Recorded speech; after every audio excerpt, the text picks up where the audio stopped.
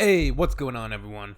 It's Mace, coming to you from beautiful British Columbia up here in Canada, and today we're checking out a video titled Why the Metric System Matters by Matt Anticole. Let's hop into it. Let's check it out. Why does the metric system matter? The United States, they still use the imperial system, I think, for the majority of their measurements. Obviously, measurements are really important. Our ability to measure and communicate those measurements, record those measurements, and use those measurements, putting them into practice for building, for communication, for just records. Pretty important. Canada, we have the metric system, but we also use a lot of imperial measurements as well. There's an element of the cultural zeitgeist, and which measurements are used for which things, and in pop culture as well, measurements are mentioned and important in pop culture, in music, in movies, and all of those things, all those artistic mediums, as well as in blueprints and kilometer. Like, obviously, we use kilometers per hour. I think of things in kilometers if I'm thinking distance, height, weight. So, but yeah, let's get into the video.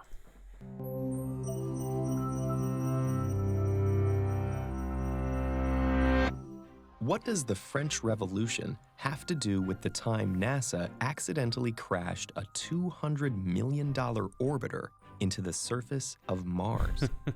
Actually, Somebody made a wrong calculation. everything. That crash happened due to an error in converting between two measurement systems, US customary units and their SI or metric equivalents. So what's the connection to the French Revolution? Let's explain. For the majority of recorded human history, units like the weight of a grain or the length of a hand weren't exact and varied from place to place. And different regions didn't just use varying measurements, they had completely different number systems as well. By the late Middle Ages, the Hindu-Arabic decimal system mostly replaced Roman numerals and fractions in Europe. But efforts by scholars like John Wilkins to promote standard decimal-based measures were less successful. With 250,000 different units in France alone, any widespread change would require massive disruption. And in 1789, that disruption came. The leaders of the French Revolution didn't just overthrow the monarchy. They sought to completely transform society according to the rational principles of the Enlightenment. When the new government took power, the Academy of Sciences convened to reform the system of measurements. Smart. Old standards based on arbitrary authority or local traditions were replaced with mathematical. Yeah, arbitrary authority and local traditions is not going to be super fair or effective. You need rational measurement. And natural relationships. For example, the meter, from the Greek word for measure, was defined as 1/10,000,000th between the equator and North Pole. And the new metric system was, in the words of the Marquis de Condorcet, for all people, for all Marquis de time. Condorcet. Standardizing measurements had political advantages for the revolutionaries as well. Nobles could no longer manipulate local units to extract more rent from commoners, while the government could Nice. collect taxes more efficiently. And switching to a new republican calendar with 10-day weeks reduced church power by eliminating Sundays. Adoption of this new system wasn't easy. In fact, I thought about the work calendar lately, and how also about the 24-hour clock, and how it's kind of arbitrarily. Did we just stumble into using a 24-hour day? Could our bodies adjust, and would our bodies potentially be more efficient on an entirely different system, like 72 hours, or awake for 36, sleeping for 12? So that would be 48. Could we do a 48-hour cycle?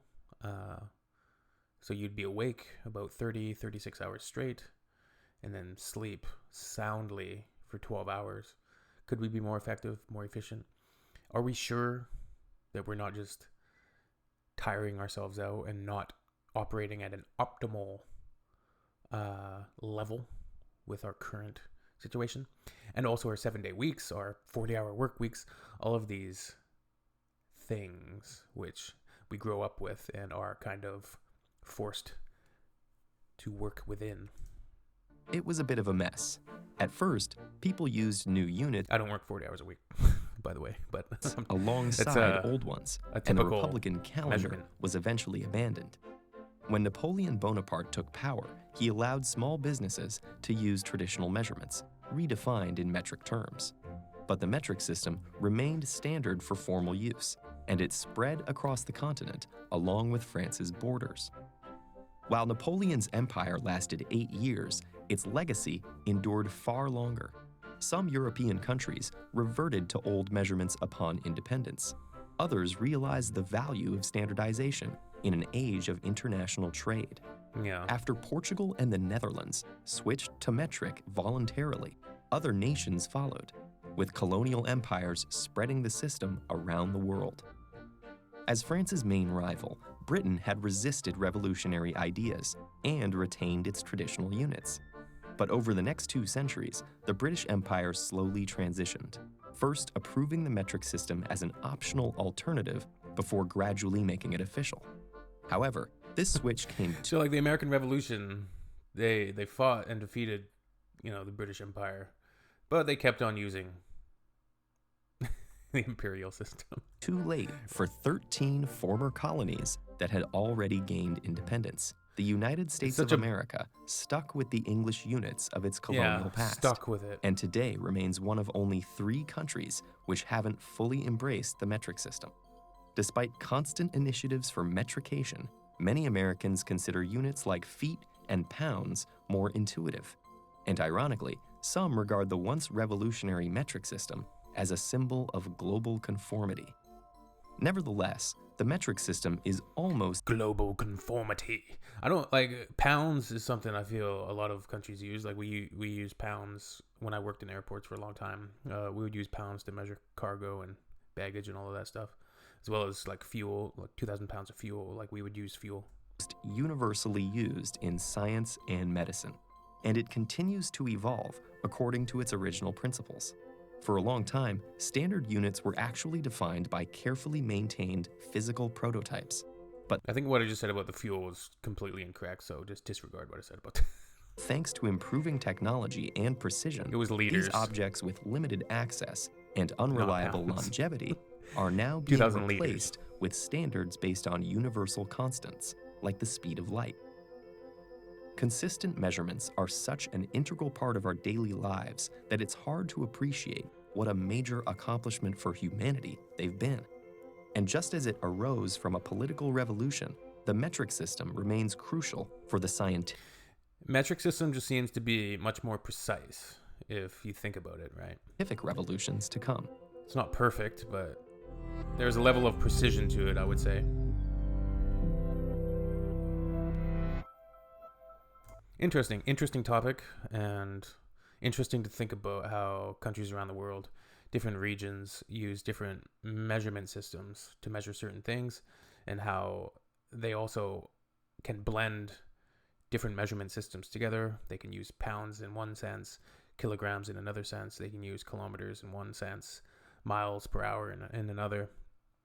Height, like I still often when I think about height, I would describe my height as I'm 6 feet tall. Whereas I think that's like 180 centimeters. Let's see, 180 centimeters, so 6 feet tall to centimeters. 182 centimeters. So I'm about 180 centimeters, so not quite 6 foot, but pretty close. Interesting topic, interesting video. I like this type of stuff. That's crazy. I didn't know it was only 3 countries in the whole world that have not adopted the metric system. Yeah, that's amazing. Look at this video. Why is a meter a meter? Interesting. But yeah, that's crazy. Liberia. It was Liberia, the United States, and what was the other one? Let's see if we can find that graphic. It's right around here somewhere. Maybe it wasn't. Anyways, United States, Liberia. It was like 3 countries. That's crazy. That's crazy. All right. See you guys in the next one.